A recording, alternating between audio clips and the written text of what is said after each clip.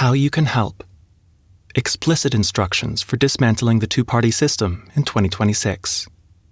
My name is Danielle Church, and we are UTW.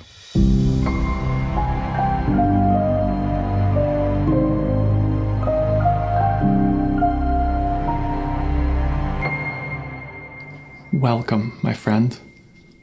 I hope you'll forgive me if this is a jarring change in tone.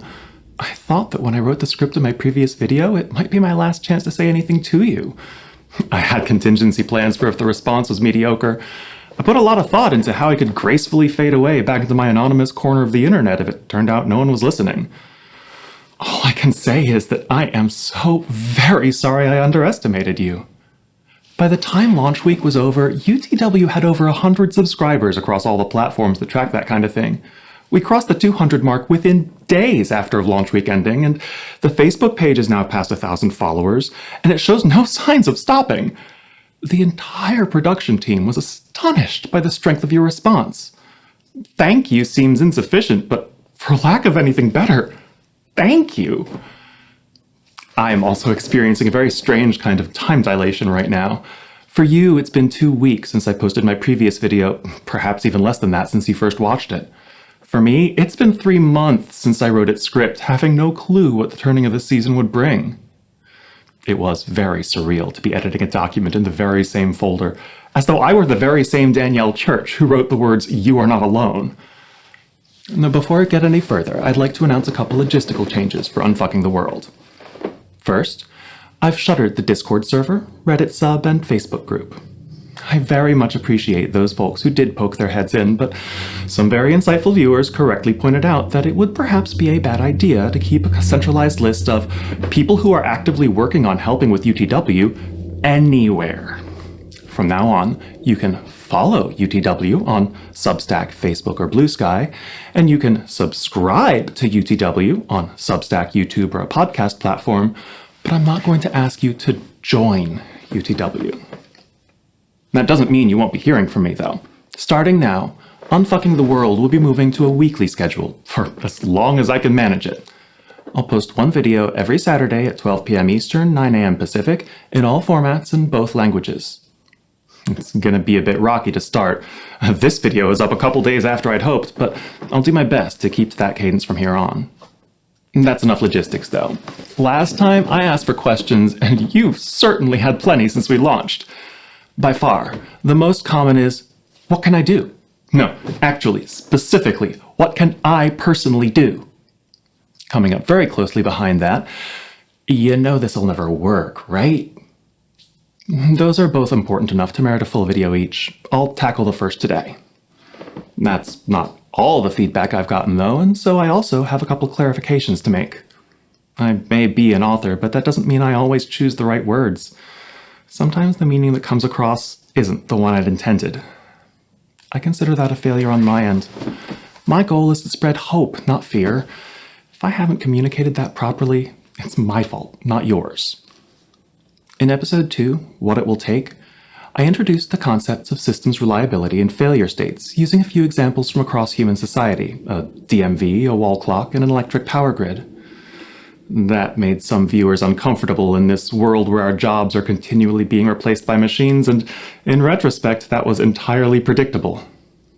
In hindsight, I wish I'd clarified how not all systems are man-made, and not all systems even have a function. Some, like our solar system, simply are.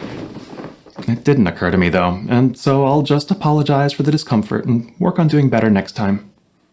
The other slip-up on my part I'd like to call out is from episode 5, No Confidence. I mentioned that state legislators would be unlikely to support ratification of the No Confidence Amendment, especially now, because it would be too risky. I really ought to have clarified the type of risk I meant. The risk is not to the American public, but to the legislators themselves. The last few months before a re-election are an extremely vulnerable time for any politician. That's a short enough window that an unpopular decision will still be fresh in voters' minds when they go to the polls, and that could destroy a political career. As much as they might personally like to help us, as much as they might believe in the principles of no confidence, acting without the visible public support of their constituencies could destroy their very livelihood. And I won't ask that of anyone.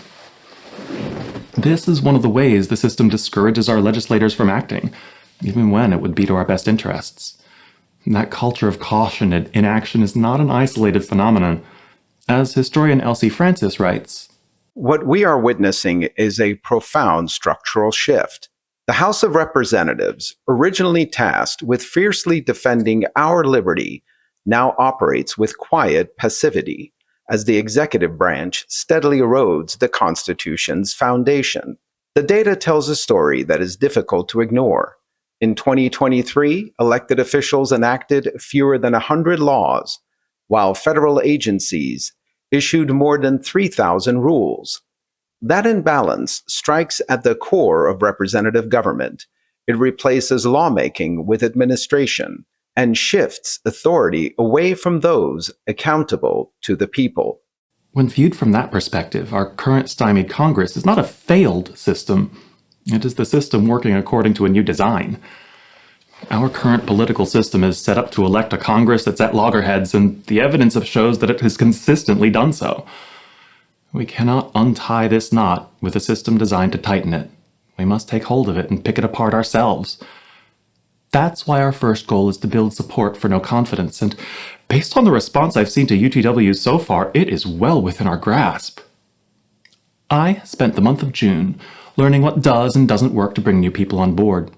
It turns out it's really easy because most people have been desperately waiting for something like this to come along. All you have to do is be willing to offer people hope. Here's how I've been going about it. Every day, I poke around on my social networks and I look for someone expressing despair about the state of US politics, whether that's about the president or Congress or the Supreme Court or any of the big political machinery in this country. I've never had any trouble with this step.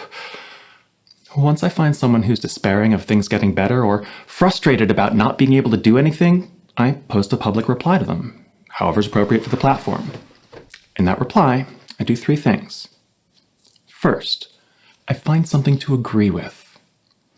This part isn't hard, but it is important.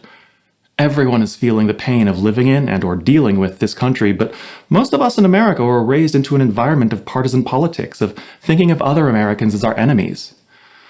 Partisanship got us into this mess. It will not serve to get us out.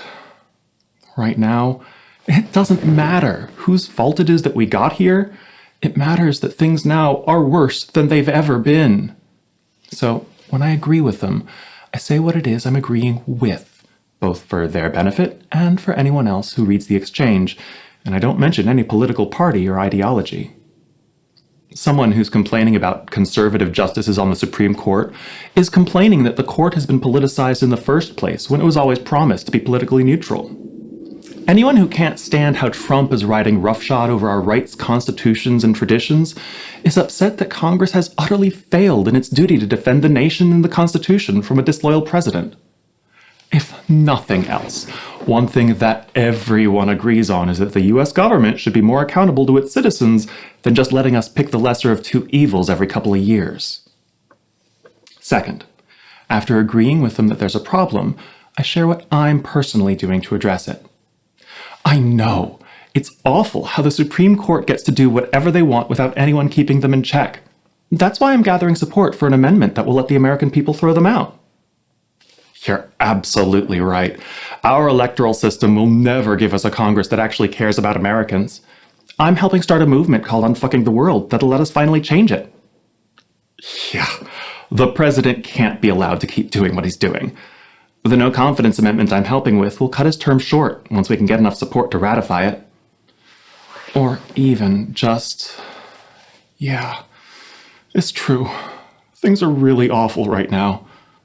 I've been listening to a podcast called Unfucking the World, and it's been giving me hope that we've got a way out of this. I'm not telling them what they must do. That basically never works on Americans. I'm not telling them that this is the only way forward. It's demonstrably not. I'm not mentioning either political party, because that'll get people on both sides angry, and anger won't help us yet.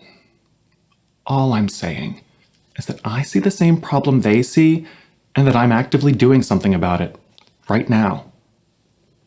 The third and final thing is I let them know how they can find out more if they want to get involved, so they don't have to come right out and ask.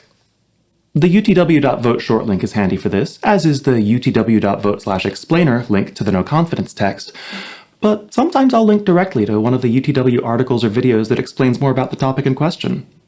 Other times I just share the name Unfucking the World and say that it's available both on YouTube and as a podcast. It depends in large part on what platform I'm on. The key, I found, is to leave it open-ended and not ask for direct feedback. Right now is not the best time for being political as an American, whether online or in person, and so I'm careful to avoid asking people what they're willing to support, even rhetorically. Don't you want to live in a country where gets people defensive? I would rather live in a country where gets people to empathize. I almost never get replies to these comments, but every time I write one, another 1 or 2 subscribers sign up for UTW. Once a day or so, when you're feeling at your best and ready to deal with the world, go look for some darkness online. When you find it, share just a little bit of light. Just one comment, 2 or 3 sentences long. Remember, when you do, that you're writing not just to this one person, but for anyone who happens to see what you wrote, even if they're too shy to speak up. If the person you're replying to disagrees with you or doubts you, let them. Being one of the vanishingly few people on the internet willing to publicly say, "You don't have to agree with me, that's okay," will make your opinion stand out from the crowd basically everywhere. If you're not the kind of person that engages with social media, you can do this in person, too. It's the same 3 steps. Agree, share, inform. Just once a day. Every single day, you can scrounge up the energy to do it. It might seem implausible in the face of everything going wrong in 2026 that something so tiny, just you bringing a tiny bit of hope into one single person's day as our country of hundreds of millions falls apart around us, could possibly make a difference on a big enough scale to change things. I'll admit, I had trouble believing that myself before I launched UTW. All the logic, analysis, and intuition in the world could tell me that no confidence is needed, that America does want this, but I just didn't have any numbers to back it up. My friend, you are the one who brought me those numbers, and for that I'm grateful beyond words. With the kind of support that you demonstrated, simply by being willing to listen to someone you'd never heard of before, you've proven that not only do we have the kind of momentum that can build a movement powerful enough to reshape our government, we can do it faster than anyone, even I, ever imagined. Fair warning, I'm gonna get a little more into the numbers next time, but I'll do my best to keep it interesting. Aside from that, there is one other type of feedback I've heard a few times since I launched UTW, which I suppose I should address. I won't bother to repeat it here because it's a little too vulgar for Unfucking the World. I'll just say that the reality where I cared even a fraction of an inkling what anyone wanted to call me bears absolutely zero resemblance to this one. Our government is falling to pieces around us, and people think I care about pronouns. Please. Right. Anyway, fair warning. I'm gonna get a little more into the numbers next time, but I'll do my best to keep it interesting. Aside from that, my friend, spread hope, but stay safe. Thank you for being part of UTW as we move forward.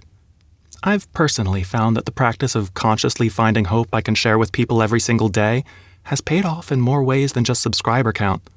My depression is easier to shrug off when it gets bad. It's easier for me to interact with other people in person, and I have more energy for everything I do.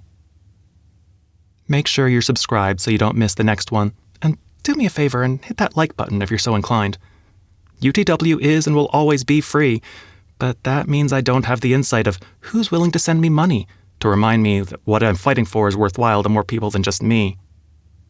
Questions, challenges, additions, and thoughtful disagreements are encouraged in the comments either here or at utw.vote/help. Bring your good faith and others will do the same. Today's topic. Have you tried advertising no confidence or UTW to anyone you know, either in person or online? How did it go?